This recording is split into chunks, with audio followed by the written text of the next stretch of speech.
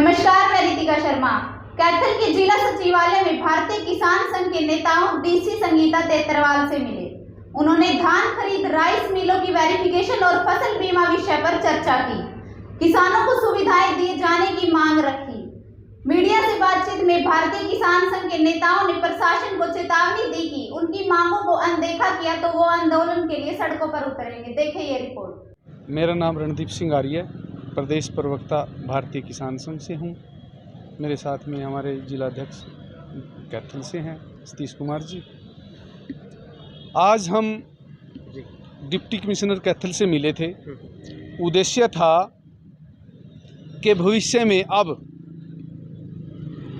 धान सरकार किस प्रकार खरीदेगी, क्या व्यवस्था की हुई है, कैसे प्रोक्योरमेंट एजेंसी इसका निपटान करेंगे।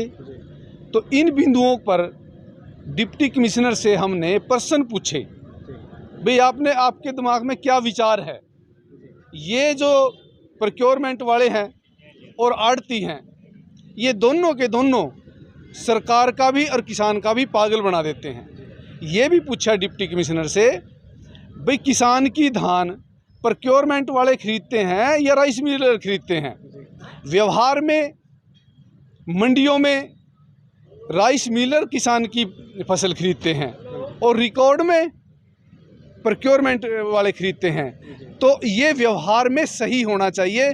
भी ग्राउंड लेवल पर प्रोक्योरमेंट वाले जाएं, किसान की फसल की खरीद करें, एक अच्छे तरीके से खरीद करके उसके जल्दी से जल्दी उसकी पेमेंट पहुँचाए।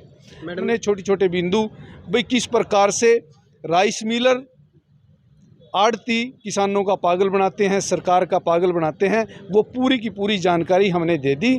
और एक बिंदु और हमारे जिला अध्यक्ष श्री सतीश जी ने रखा था, अभी राइस मिलों की भी, जो राइस मिलर हैं, राइस मिल हैं, उनकी फिजिकल वेरिफिकेशन कराई जाए।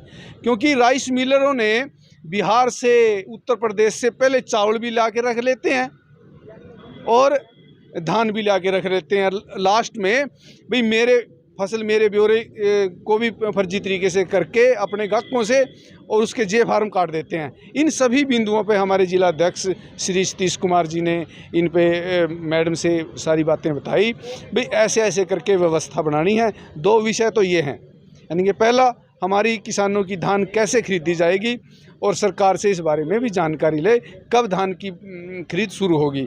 दूसरा राइस मिलरों की फिजिकल वेरिफिकेशन का विषय था। और तीसरा है हमारा बीमे पॉलिसी के बारे में, भाई जो स्थानीय जो नुकसान है लोगों का, वो किस प्रकार से उसको किसानों को लाभ मिले, बीमा मिले।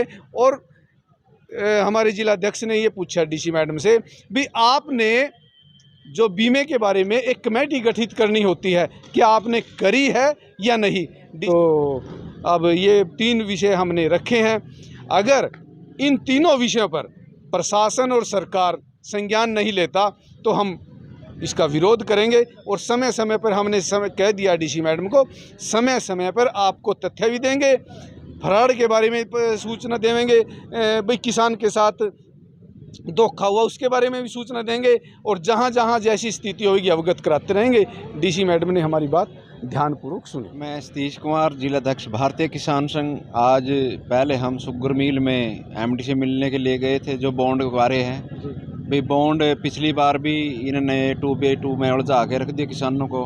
हम चाहते थे कि मुद्दा अलग से हो और जो दूसरी वैरायटी है वो अलग से हो, लेकिन कहीं ना कहीं आज एमडी साहब की बदली होने की वजह से एमडी साहब हमें आज मिले नहीं हैं। तो जो अपने कैन मैनेजर हैं वहाँ रामपाल जी, उससे बैठक हुई, उससे बातचीत हुई, तो उन्होंने कहा 2 में ही रखेंगे, बाकी पिछली की तरह A2B2 में नहीं जाएंगे। तो कहीं ना कहीं पिछली बार भी किसान पर्ची के मामले को लेकर उलझन में रहे हैं। तो जो सिस्टम उन्होंने कैलेंडरिंग की थी, वो कैलेंडरिंग ही नहीं किसानों को समझ में आई है। हमने उससे ऐसा कहा कि जैसे कैलेंडरिंग बनाओ जो किसान समझ सके आसानी से, ऐसे उलझाओ ना A2B2 में। तो उसके बाद हम डीसी मैडम से फसल खरीद बारे, तो मैंने पूछा डीसी मैडम से भी किस तरीके से आप खरीद करोगे। तो डीसी मैडम कह रहे अभी तक कोई गाइडलाइन सरकार की तरफ से नहीं आई है, जबकि किसानों की धान पक के मंडी में आ गई है। और मंडी में आने के बाद अब आड़ती हड़ताल पे जा रहे हैं 19 तारीख से। उसके बाद जब वो हड़ताल ख़त्म करेंगे उसके बाद मिलर हड़ताल कर देंगे। ये किसानों के लिए और देश के लिए दुर्भाग्य की बात है कि जब फसल पक के तैयार होकर मंडी में आती है तो उसको खरीदने वाला नहीं कोई मिलता, और उसके बाद सरकार के हाथ खड़े हो जाते हैं और सरकार औने पौने दामों में ये सेलर वाले खरीद लेते हैं। सरकार कोई भी किसी तरह की कार्रवाई करने में असमर्थ है। धन्यवाद।